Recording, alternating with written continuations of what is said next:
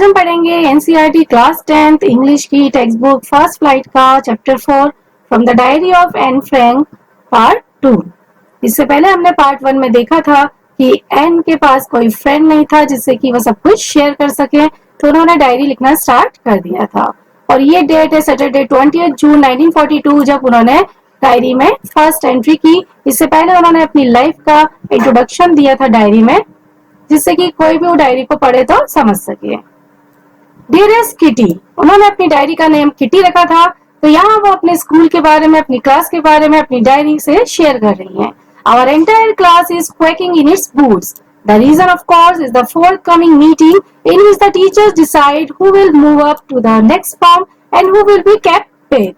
N कहती है कि हमारी पूरी class quaking in its boots means shaking with fear and nervousness. पूरी क्लास डर से, घबराहट से कांप रही थी और उसका रीजन ये था कि टीचर्स जल्दी रिजल्ट अनाउंस करने वाले थे कि कौन पास होगा और कौन फेल होगा, कौन नेक्स्ट क्लास में जाएगा, कौन नहीं जाएगा। तो ये सब सोच के उनकी पूरी क्लास चेक कर रही है, नर्वस हो रही है और डर रही है। Half the class is making bets, और क्लास के जो बच्चे हैं वो बेट्स लगा रहे हैं, शर्त लगा रहे हैं कि कौन पास होगा, कौन फेल होगा। GN and I laugh ourselves silly at the two boys behind us, CN and Jacques, who have stacked their entire holiday savings on their bed. Anne कहती है कि वो और उनकी फ्रेंड GN वो बहुत ज्यादा हंस रही थी क्योंकि उनके पीछे जो दो बॉयज बैठे थे, CN एंड जैक्यूस, उन्होंने अपनी पूरी जो हॉलीडेज की सेविंग्स थी वो रिस्क में लगा दी शर्त लगाने के लिए। यानी वो शर्त लगा रहे हैं और इसीलिए GN और एन को हंसी आ रही है, वो पागलों की तरह हंस रहे हैं। From morning to night, it's you are going to pass. No, I am not. Yes, you are. No, I am not. सुबह से लेकर रात तक वो यही करते रहते हैं कि तुम पास होने वाले हो, नहीं मैं नहीं, हाँ तुम, नहीं मैं नहीं। इस तरीके से वो दोनों जो कर रहे थे उससे GN और एन को बहुत हंसी आती थी। Even G's pleading glances and my angry outburst can't calm them down. GN जो उनकी फ्रेंड थी और एन उन पे गुस्सा करती थी, उनको रिक्वेस्ट भी करती थी, लेकिन उन पे कोई असर नहीं हो रहा था। If you ask me, there are so many dummies that about a quarter of the class should be kept back. Anne कहती है अगर मुझसे पूछा जाए तो मैं आपको बताऊंगी कि हमारी क्लास में बहुत सारे डमीज हैं। डमीज मीन जो वीक है, स्टडी में इंटेलिजेंट नहीं है। तो क्लास की जो क्वार्टर स्टूडेंट्स हैं, यानी कि 1/4 जो स्टूडेंट्स हैं, उनको फेल कर देना चाहिए, उनको डिटेन कर देना चाहिए। वो डमीज हैं, वो इंटेलिजेंट नहीं है। But teachers are the most unpredictable creatures on the earth. लेकिन एन कहती है कि टीचर्स पे डिपेंड करता है, अब टीचर्स क्या डिसाइड करते हैं। और टीचर्स अनप्रिडिक्टेबल क्रीचर्स हैं, मतलब जिनके बारे में पहले से कुछ कहा नहीं जा सकता। ये टीचर्स का डिसीजन होगा कि क्या होता है। I am not so worried about my girlfriends and myself. मुझे अपनी और अपने फ्रेंड्स की जो कि गर्ल्स हैं उन सब की टेंशन नहीं है। We will make it, हम पास हो जाएंगे। The only subject I am not sure about it, maths. Anne कहती है कि उनको उनकी और जो उनके जितने भी फ्रेंड्स हैं जो कि गर्ल्स हैं उनकी तो टेंशन नहीं है, वो पास हो जाएंगे। सिर्फ एक ही सब्जेक्ट में उनको श्योरिटी नहीं है, वो है mathematics. Anyways, all we can do is wait. Until then, we keep telling each other not to lose heart. वहाँ हम सब सिर्फ वेट ही कर सकते थे, सारे स्टूडेंट्स को वेट ही करना था क्योंकि तब तक वो कुछ पता नहीं लगा सकते थे कि क्या रिजल्ट आने वाला है। हाँ, तब तक वो अपने फ्रेंड्स को यानी एक दूसरे को सपोर्ट कर सकते थे, उनको सिंपैथी कर सकते थे कि नॉट टू लूज हार्ट, मतलब दिल से उदास नहीं होना है या ये गलत नहीं सोचना है कि हमारे साथ कुछ गलत होगा या हम फेल हो जाएंगे, और होप रखनी है। I get along pretty well with all my teachers. Anne की अपनी टीचर्स के साथ अच्छी बॉन्डिंग थी, सब उनके साथ फ्रेंडली थे। There are 9 of them, 7 men and 2 women. वहाँ 9 टीचर्स थे जिसमें से 7 men थे, मेल थे, और 2 women थी। Mister Keesing, the old foggy who teaches maths, was annoyed with me for ages because I talk so much. Mister Keesing जो कि मैथ्स पढ़ाते थे वो एक foggy पर्सन थे, means an old fashion person, और वो एन से एंग्री रहते थे बहुत टाइम से क्योंकि एन की हैबिट थी कि वो बहुत ज्यादा बात करती थी। She was very talkative person और उनकी इस हैबिट की वजह से मिस्टर कीजिंग जो मैथमेटिक्स के टीचर्स थे वो एन से एंग्री रहते थे. After several warnings, he assigned me extra homework and essay on the subject at Chatterbox. बहुत सारी वार्निंग्स देने के बाद मिस्टर कीजिंग ने एन को एक्स्ट्रा होमवर्क दिया, उन्होंने असाइनमेंट दिया और वो एक्स्ट्रा होमवर्क था कि उनको एक ऐसे लिखना था चैटरबॉक्स सब्जेक्ट पे. यानी मिस्टर कीजिंग ने उनको पहले भी बहुत वार्निंग्स दी थी, लेकिन एन ने अपनी हैबिट चेंज नहीं की और वो कंटिन्यूसली बातें करती थी, तो इसीलिए उनको एक्स्ट्रा होमवर्क दिया गया और एक्स्ट्रा होमवर्क था कि चैटरबॉक्स टॉपिक पे उनको ऐसे लिखना था. आज chatterbox, what can you write about that? I would worry about that later, I decided. I jotted down the title in my notebook, tucked it in my bag and tried to keep quiet. अब यहाँ N सोच रही है कि chatterbox जो topic है उस पर क्या लिख सकते हैं. अब इसके बारे में बाद में मैं सोचूंगी. उन्होंने ये डिसाइड किया, उन्होंने इसको अपनी डायरी में, अपनी नोटबुक में इस टाइटल को नोट कर लिया, उसको अपने बैग में रखा और क्वाइट रहने की कोशिश की, चुप रहने की कोशिश की. That evening, after I had finished the rest of my homework, the note about the essay caught my eyes. Caught my eyes मतलब उनकी नजर पड़ी या उनको वो याद आया कि उनको वो होमवर्क करना है. शाम को जब उन्होंने अपना सारा होमवर्क कर लिया था, तो जो उन्होंने नोट लिखा था ऐसे के बारे में, उस पर उनकी नजर पड़ी, उनको वो याद आ गया. I began thinking about the subject while chewing the tip of my fountain pen. अब वो यहाँ फाउंटेन पेन का जो टिप है वो अपने मुंह में चबाते हुए वो सोच रही है सब्जेक्ट के बारे में कि उसमें क्या लिखना चाहिए. Anyone could ramble on and leave big spaces between the words, but the trick was to come up with convincing arguments to prove the necessity of talking. कोई भी लिख सकता है, लेकिन बड़ी बड़ी स्पेसेस छोड़ के, वर्ड्स के बीच में बड़ी बड़ी जगह छोड़ के बहुत सारे पेजेस भरे जा सकते हैं. लेकिन ट्रिक, यहाँ पे जो उनका मोटिव था, वो जो लिखना चाहती थी वो कुछ ऐसे कन्विंसिंग आर्गुमेंट्स लिखे जिसकी वजह से उनकी टॉकिंग को जस्टिफाई किया जा सके.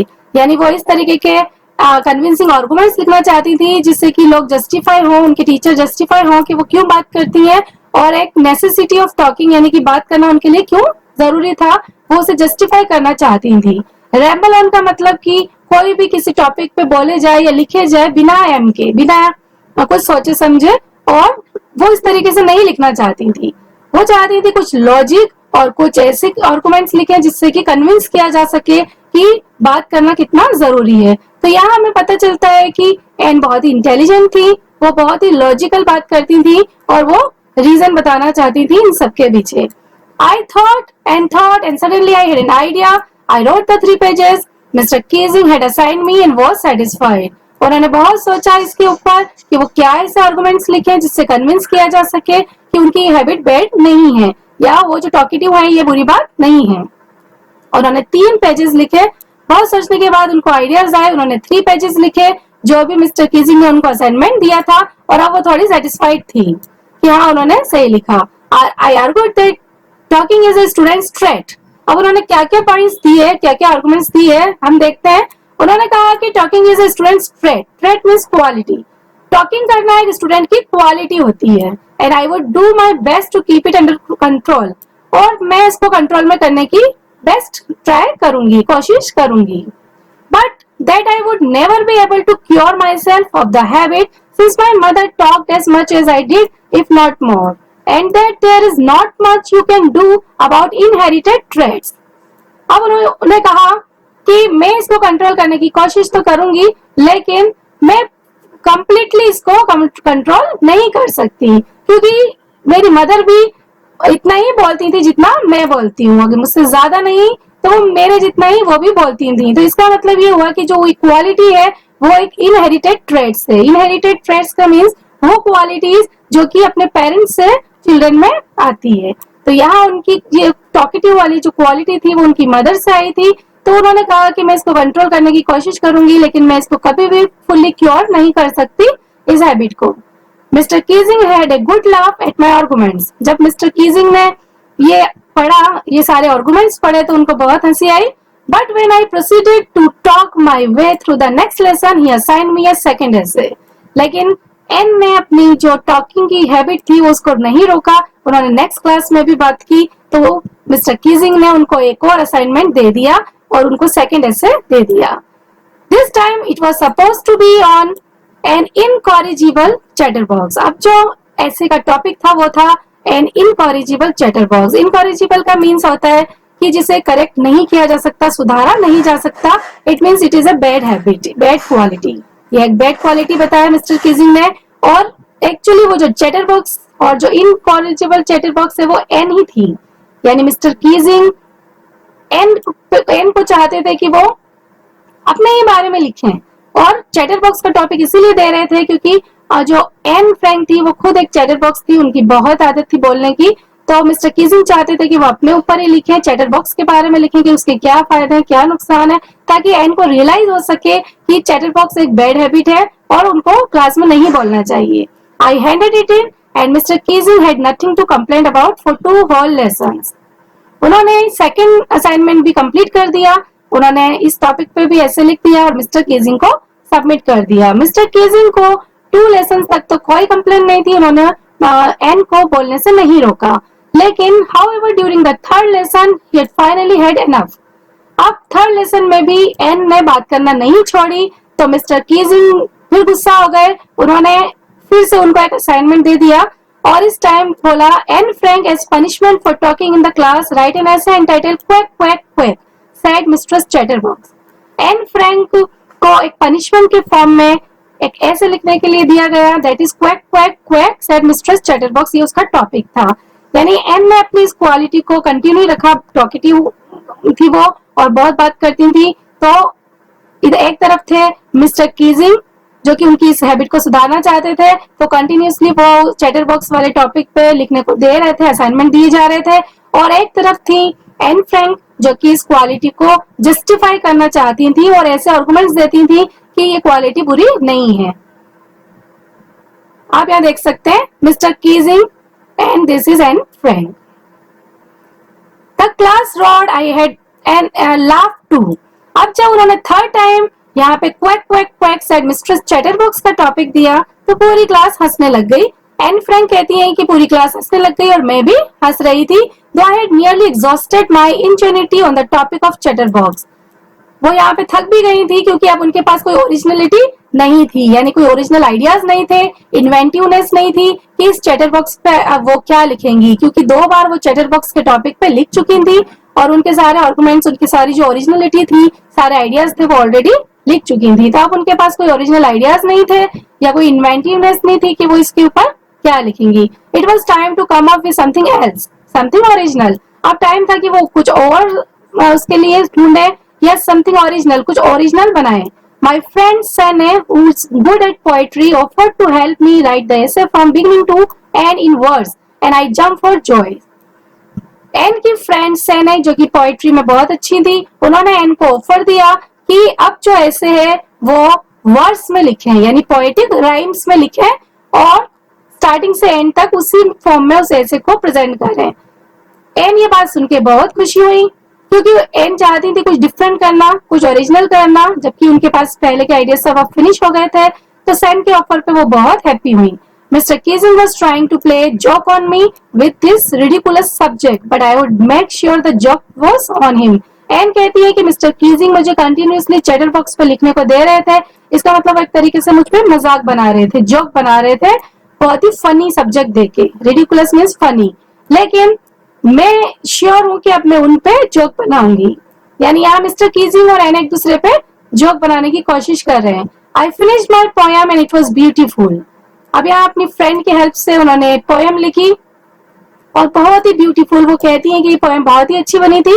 It was about a mother duck and the father swan with 3 baby ducklings who were beaten to death by the father because they quack too much. ये जो पोएम लिखी उन्होंने वो उसमें फादर स्वैन थे, एक मदर डक थी और उनके 3 बेबी डकलिंग्स थी, जो कि जो डकलिंग्स थे 3 बेबी बच्चे थे उनके डक के, वो बहुत ज्यादा बोलते थे और इसीलिए जो फादर स्वैन थे उन्होंने उसको काट काट के उन बच्चों को मार दिया.